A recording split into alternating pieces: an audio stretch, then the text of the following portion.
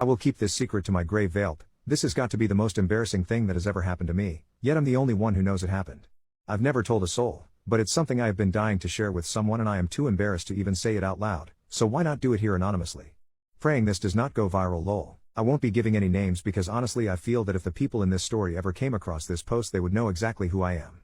So, I'll just start with a little context. At one point in my life, I rented a spare bedroom in my best friend's parents' home. It was a 3-bedroom house, her parents shared one, while she and her partner shared the second, and I of course had the third. This house only had one bathroom, which never really seemed to be a problem for me as I was always either working or out and about. Unfortunately, one night my luck ran out. It was about 4 a.m., and I woke up with my stomach on fire. I went to use the bathroom thinking it would be free because who the hell is up using the bathroom at that time, right? Turns out it's occupied by her dad, and I was not about to knock no matter how much of an emergency it was. I turned back to my room and I'm sitting on my bed, legs literally shaking. I thought he'd be out soon. I went from legs shaking to now pacing my room. Mind you, my stomach has now been burning for the past 15 minutes. I went to check again, it's silent, but he's still in there. I go back to my room and continue pacing. At this point, I'm looking around to see what I can use or where I could go. I'm becoming desperate. I thought about finding a spot in the backyard, but there were dogs that I knew would be too noisy jumping all over me and I didn't want to be caught mid-crap at 4 a.m. by her dad.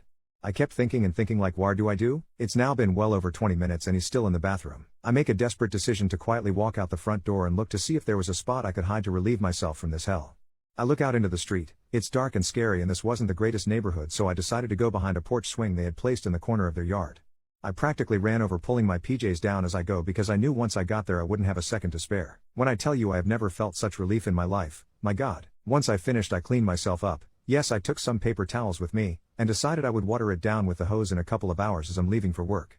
The last thing I wanted was for her dad to come out of the bathroom and hear the water running and find me watering his grass at 4 a.m. like some kind of spun out weirdo.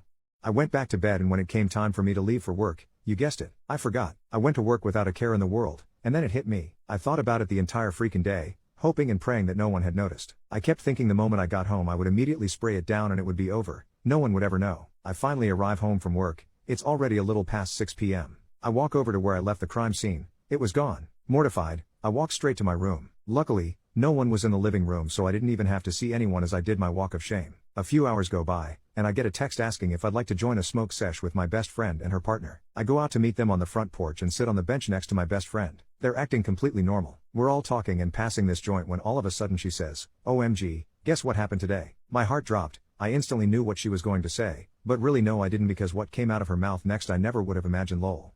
She then tells me that she and her partner had gone out to smoke on the porch swing in the front yard earlier in the day. Yes.